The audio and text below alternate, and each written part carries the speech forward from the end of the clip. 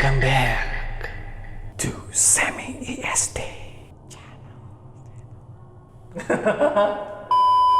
Selamat datang sounding Sobat Merinding di Dinding. Kali ini kami akan membawakan bukan 4 tetapi 5 cerita yang menyeramkan.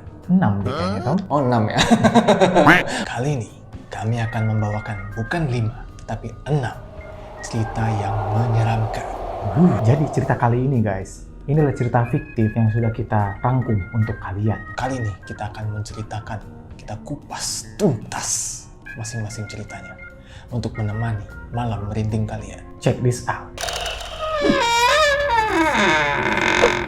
Jadi ada sepasang kekasih yang membeli sebuah rumah tua. Kemudian mereka berbagi tugas. Si laki-laki bertugas untuk mengubah konstruksi, contohnya mengubah dapur menjadi kamar tidur utama. Dan si perempuannya mengupas wallpaper yang ada di dinding maupun di langit-langit. Jadi pemilik sebelum rumah ini, dia menempel seluruh rumahnya dengan wallpaper guys. Jadi di dinding juga wallpaper. Kok di dinding? Bener dinding ya? Bener dinding. Di dinding wallpaper. Terus di atap-atapnya ini wallpaper juga. Jadi menurut cewek ini, pas dia mengupas kulit wallpaper itu, menurut dia tuh sangat memuaskan guys.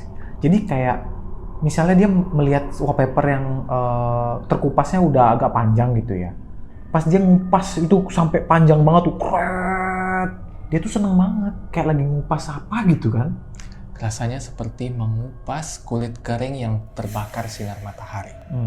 Pernah kan lu kayak kebakar sinar matahari tapi kayak ngelupas kulitnya gitu kan? Ya lu sering kupas-kupas tuh, enak ya. Kalau ngupasnya panjang enak kan?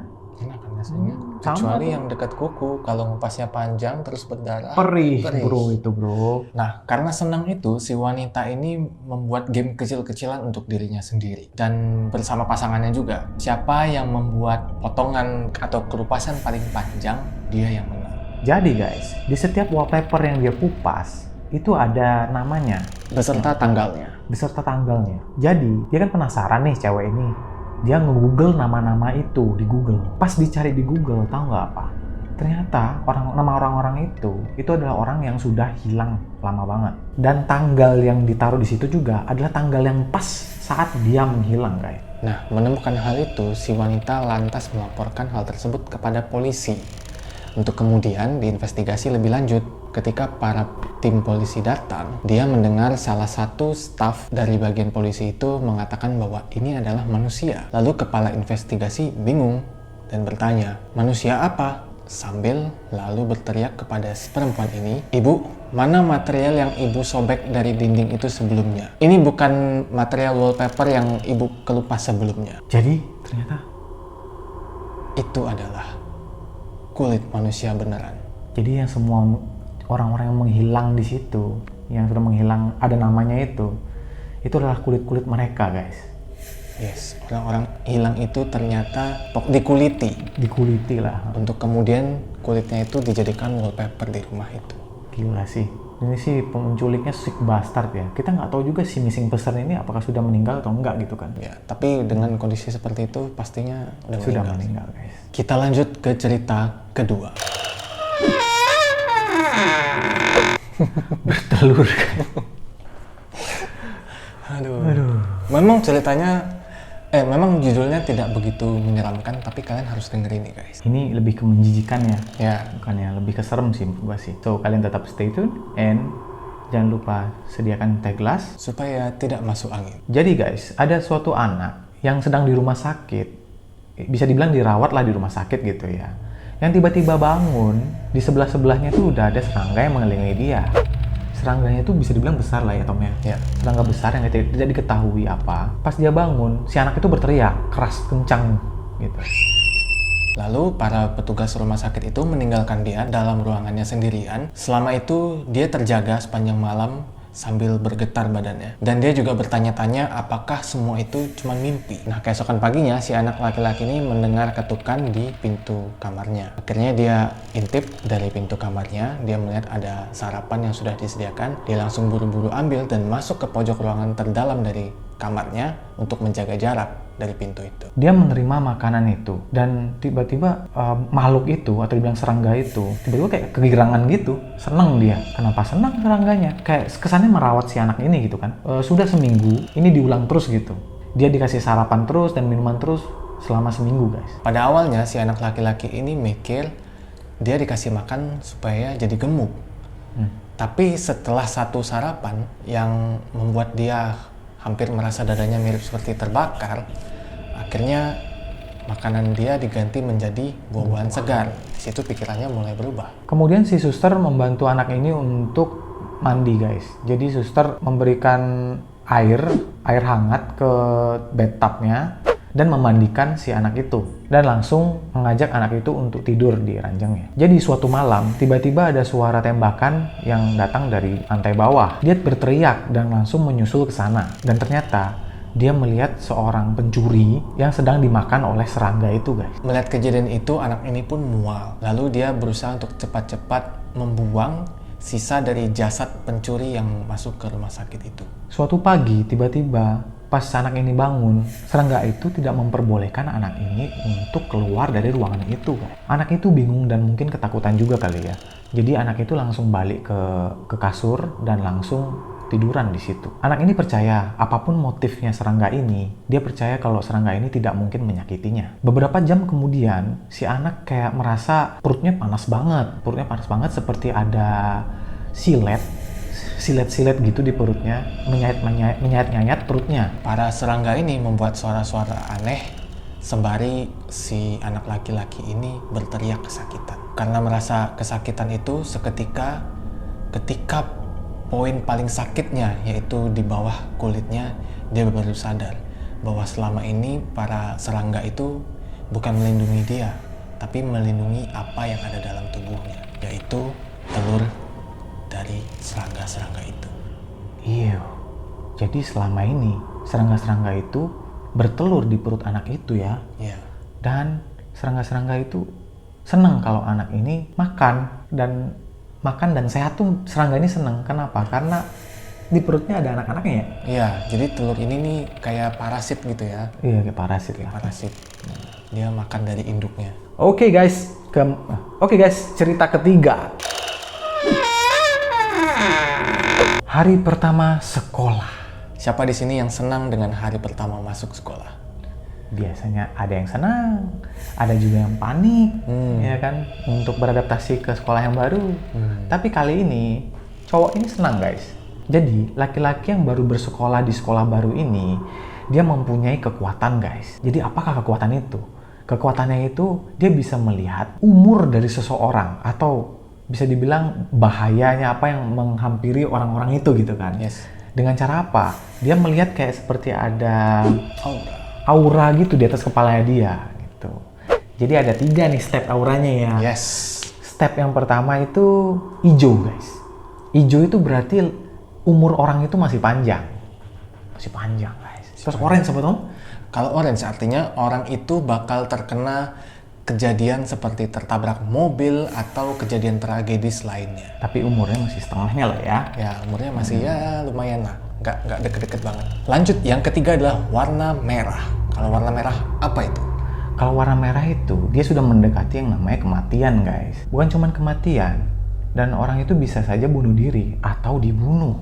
Wah gila serem banget ya. Nah, jadi anak ini pagi-pagi banget sudah ke sekolah. Untuk apa? Biar dia bisa duduk di sekolah itu. Langsung sambil melihat teman-temannya datang ke kelas. Sambil melihat umurnya di atas itu tuh. Status auranya lah bisa dibilang. Itu menjadi salah satu kegiatan yang membuat dia senang. Bisa melihat seberapa panjang umur dari teman-temannya. Dan memprediksi apa yang akan terjadi. Dan setelah itu, teman pertamanya datang. Pas dia lewat tuh dari depan pintu.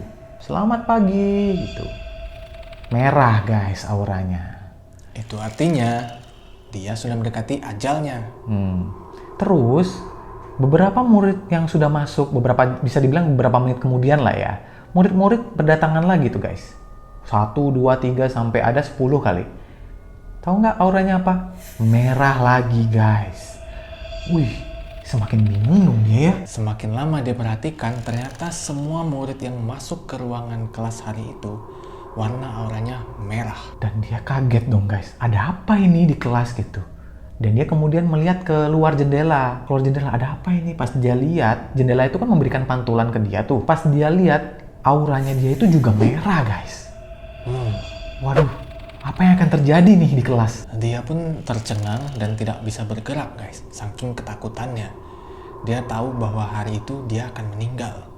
Kemudian gurunya masuk dan mengunci pintu. Setelah guru itu masuk, dia melihat bahwa aura dari gurunya itu warnanya hijau. Berarti hanya dia yang hidup di ruangan itu guys. Berarti yang bisa kita simpulkan dari sini, murid-murid itu akan mati di tangan profesor itu gitu kan. Yes. Karena ruangannya itu sudah dikunci oleh si profesor waktu dia masuk. Iya. Waduh, apa yang terjadi ya guys? Kalian pikirin sendiri deh, kalian imajinasikan sendiri apa yang akan terjadi. Mungkin itu penembakan massal, mungkin itu, wah aku nggak tahu sih. Ya, yang pasti kejadiannya sadis. Oke guys, lanjut ke cerita keempat. Jadi diceritakan ada sepasang anak, kakak beradik namanya Betsy dan Berta. Mereka tinggal di sebuah rumah tua di dekat pertanian. Mereka sering kayak berlari-lari sampai ke pojokan, hide and seek. Maksudnya hide and seek itu sambil main bersembunyi-sembunyian gitu-gitu.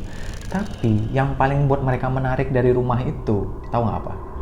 Adanya hantu di sana guys. Mereka memanggil hantu itu dengan sebutan Mama.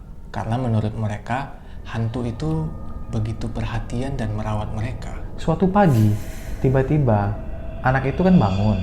Dia bangun dan melihat di meja samping kasurnya sudah ada 2 gelas susu yang ditaruh oleh Mama di situ guys. Dia kira Mama tuh sangat perhatian kepada mereka. Mereka juga kira kalau mereka haus, mereka nggak perlu repot-repot untuk mengambil minum ke bawah. Di area sekitar rumah itu ada satu furnitur antik, yaitu kursi kayu yang bisa bergoyang, yang mereka tempatkan di ruang tengah. Kursi itu posisinya ada tepat di dekat dinding, jadi kayak di pojokan begitulah.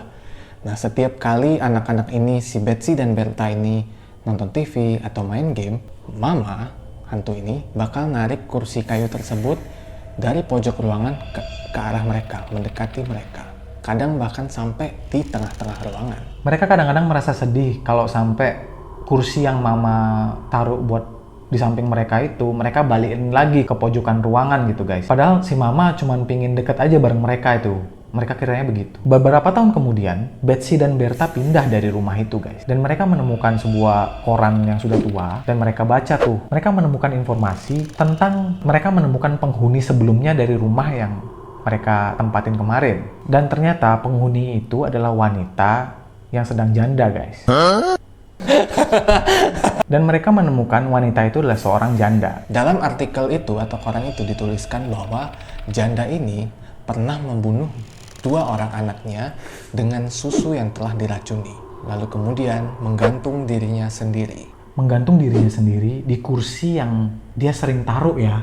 Di sebelah anak itu menonton TV. Dan kursinya adalah kursi goyang juga. Berarti waktu Betsy dan Berta ngira itu adalah kursi untuk mamanya duduk nemenin mereka, itu adalah kursi yang dipakai si janda ini untuk bunuh diri guys. Jadi bisa kalian bayangin guys, ternyata selama ini Mama atau hantu itu bisa jadi bukan mau ngerawat mereka, tapi mau ngebunuh mereka juga.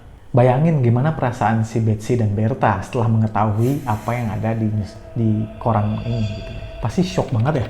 Iya pasti dong. Seberapa takutnya mereka, seberapa dekatnya mereka dengan kematian. Tapi sebenarnya ada perspektif lain sih. Apa dong? Mungkin itu sebenarnya ghost mamanya tuh menyesal gitu loh membunuh. Jadi si Betsy sama Berta nih dianggap karena masih hidup mau dirawat gitu loh. Jadi kayak beneran dikasih air minum biasa gitu. Oh. Takutnya penyesalan doang. Ya ada banyak ini sih. Ini apa perspektif. Atau bisa jadi selama ini itu adalah bentuk penyesalan dari Mama yang sudah membunuh anaknya. Makanya dia merawat 2 anak kecil perempuan juga yang masih hidup sebagai bentuk penyesalannya dia. Itu perspektif lain loh guys ya. Kalian bisa berpikir sendirilah itu perspektifnya apa gimana. Menurut kalian yang mana? Kasih tahu di komen ya. Oke guys, cerita kelima. Oke, jadi ada laki-laki yang sedang merenung di ruang tamu jam 1 malam bernama Halverson. Dia sudah nggak bergerak selama sejam guys. Which is dia itu kayak lagi merenung, aduh kenapa dengan aku hari ini, kenapa dengan aku hari ini gitu. Kejadian tadi senja menuju malam itu terus terngiang-ngiang di kepalanya. Lampu lalu lintas sudah berubah merah, tapi dia tetap panik dan terus ngebut-ngebutan menerobos lampu merah tersebut. Ada lampu oranye berwarna blur di area sisi samping mobilnya.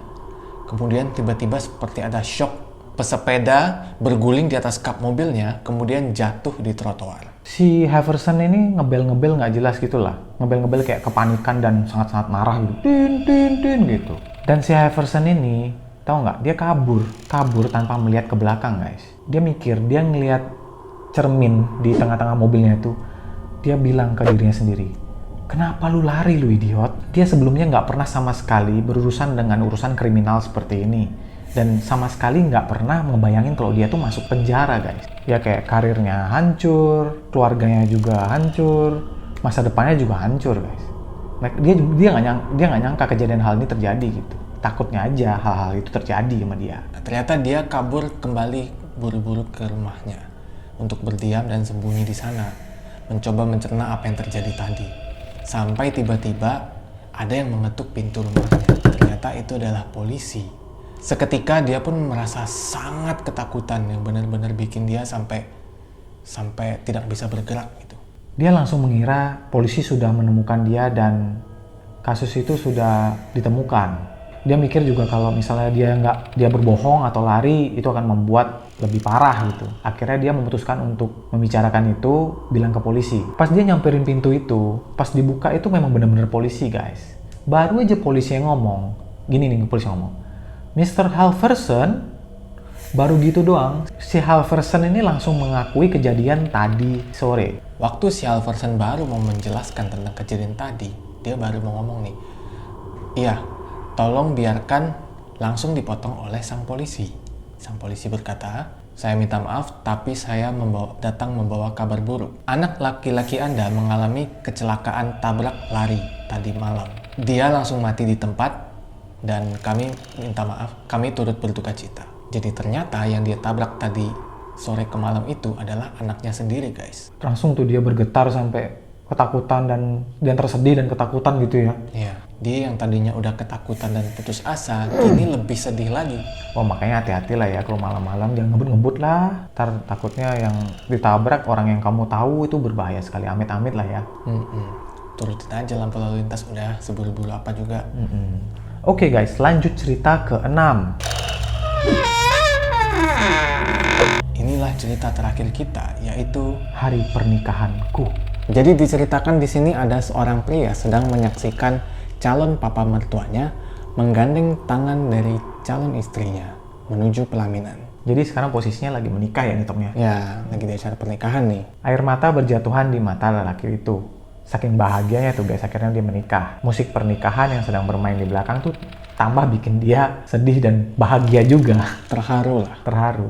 Tidak lama lagi si calon papa mertuanya ini akan melihat si pria ini sudah menggandeng tangan dari calon istrinya tersebut. Akhirnya datanglah si papa mertua menghampiri si laki-laki itu dan memberikan tangan anak perempuannya ke laki-laki itu untuk diserahkan. Pria ini pun tersenyum lebar. Setelah menyerahkan, papa mertuanya pun tiba-tiba bersujud dan memohon. Kok ngomongnya beribet. Setelah menyerahkan tangan anaknya, calon papa mertuanya ini pun tiba-tiba bersujud dan memohon kepada si pria ini. Dia berkata, tolong, aku sudah berikan apa yang kamu mau. Kembalikanlah putriku. Si cowok melototin tuh si calon mertua ini. Si cowok bilang, diam kamu, jangan menghancurkan momen ini katanya. Jika kamu duduk tenang di saat perayaan ini, aku akan memberitahu kamu di mana aku menyembunyikan tubuh anakmu. Jadi sedari tadi guys, yang digandeng itu benar-benar cuma tangan guys. Tangan hanya untuk dimasukin cincin pernikahan. Ternyata putrinya dari tadi nggak ada di situ guys. Putrinya itu disembunyiin dan cuma tangannya yang dibawa-bawa. Berarti tubuhnya itu sudah ada di tempat lain, mungkin masih utuh atau sudah dimutilasi, kan kita nggak tahu tuh. Iya. Wow. Yang jelas memang ada kemungkinan bahwa si putrinya ini masih hidup. Damn. Oke guys, jadi itulah 6 cerita yang aku bawakan ke kalian untuk hari ini. Gimana menurut kalian? Serem atau enggak? Kalau kalian suka sama video-video kayak gini, Jangan lupa untuk klik like, share, dan subscribe ya. biar kita lebih semangat lagi untuk bikin video-video kayak gini. Oke, sampai jumpa ke video selanjutnya ya guys. Bye-bye.